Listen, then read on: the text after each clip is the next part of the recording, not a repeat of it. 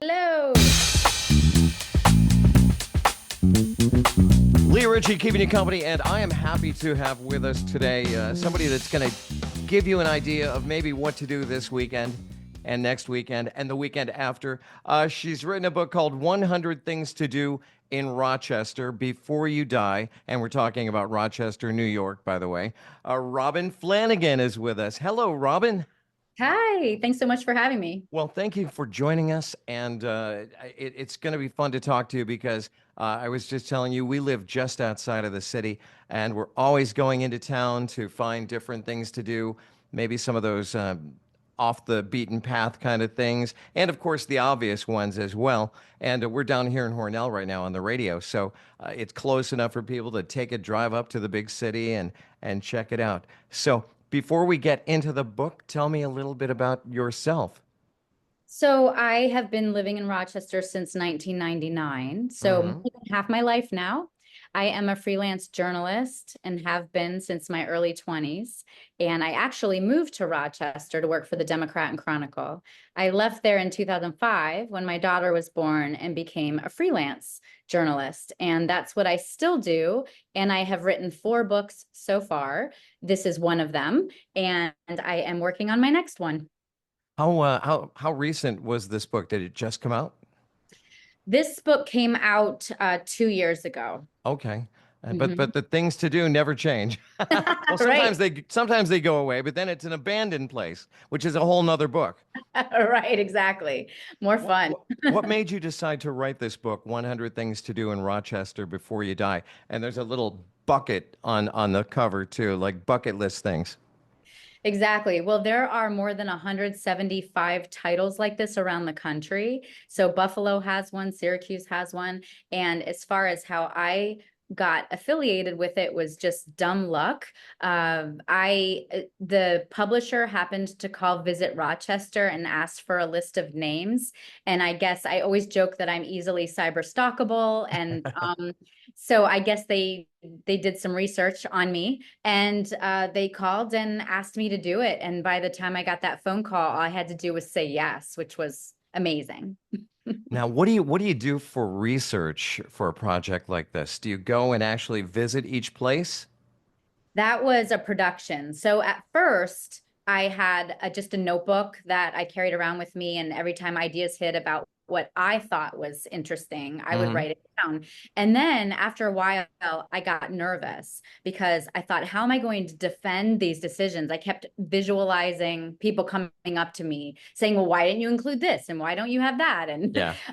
so I got very nervous. So, unbeknownst to Reedy Press, who's the publisher, I happened to be friends with the woman who wrote the Syracuse book. So I asked if I could take her out to lunch, and she gave me this, what I call the secret sauce, which Ah, solved all my problems, which was she said, write about things that are just either uniquely Rochester, like the garbage plate, which mm-hmm. basically is in there, or places that have gotten national and or international renown. So that was ended up being very easy.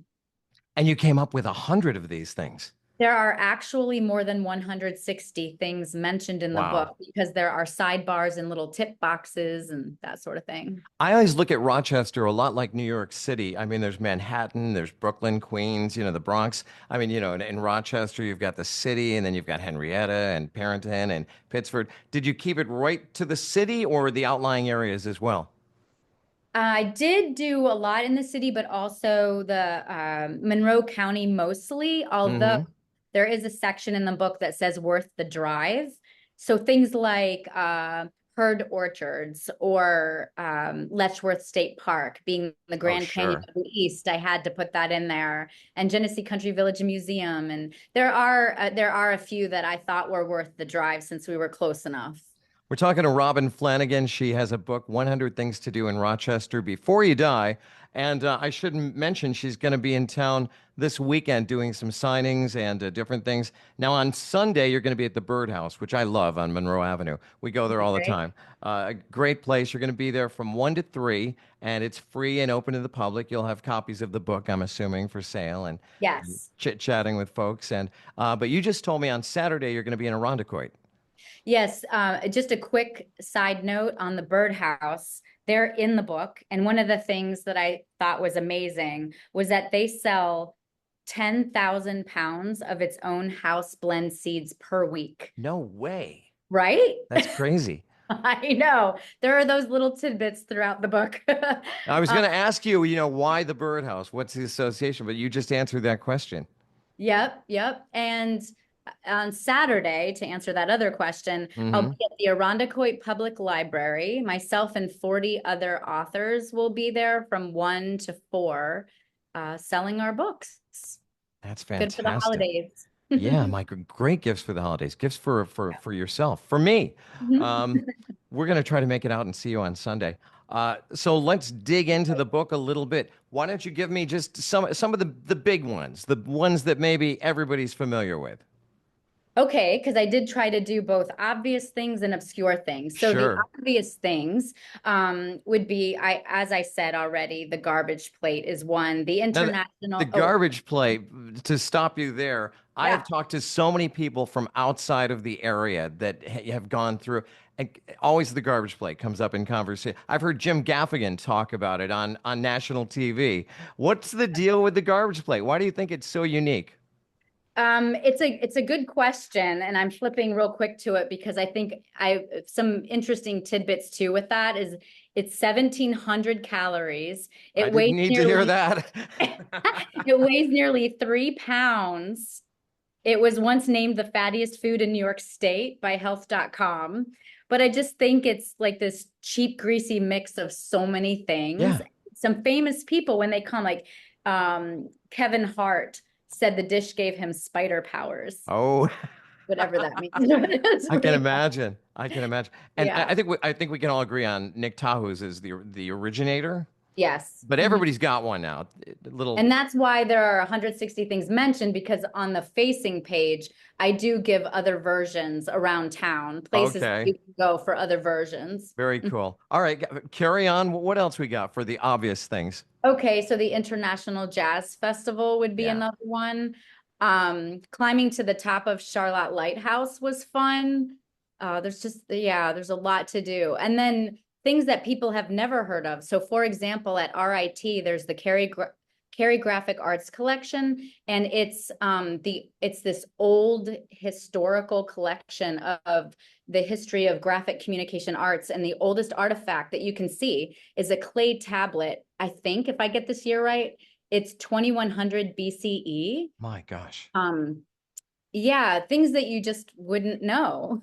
Yeah, yeah. A lot of people do know about the secret sidewalk, but there is a secret sidewalk, this nice little path along Lake Ontario up in Charlotte. Um, yeah, there's just like a mixture. Oh, and then my favorite, people often say, well, what's your favorite thing? Yeah, I was And going to ask you that. Go ahead. yeah, right.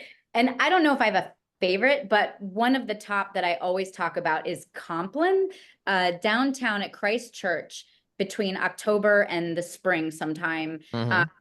It's this fourth century custom of monastic prayer before bedtime. So Eastman School of Music students and other singers get there for a late night concert on Sunday nights. To the calendar year. That's why it's like that, because it's mostly Eastman School music students, but it's basically by candlelight and the most meditative, ethereal, contemplative time that you can spend. And a lot of people don't even know about it. See, that's what I'm talking about. That's the kind of thing that you don't know about unless, you've got a source like your book, 100 Things to Do in Rochester Before You Die. Robin Flanigan is our guest. Let me just throw this out at you. Do you feel like people coming in from out of town, do you think they're a little leery of coming to downtown Rochester these days? Probably. Yeah. Probably. I try not to get political about it, but yeah, Yeah. probably. Just, They're, but they're so, I don't know. I don't feel that way. I So don't I feel guess that way I'm either. I feel like wrong. things can happen anywhere, and you use Yeah, common exactly. sense, and you go out in the Mhm. daylight, whatever, or well, traveled places.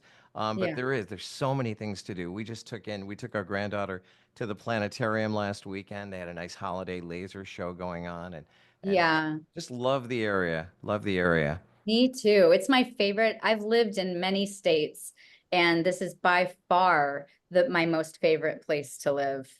Even with the snow.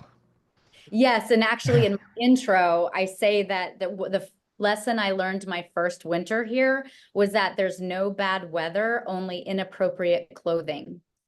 Very good. Well put. Well put. Robin Flanigan is our guest. 100 Things to Do in Rochester Before You Die. She's going to be at the Arundecoit Public Library on Saturday, Yes. and Mhm. at the From 1 to 4. Birdhouse in Rochester. It's what is it? Pittsford, kind of. Is It's it at that there? Pittsford Brighton line, but yeah, Yeah, on right in Monroe.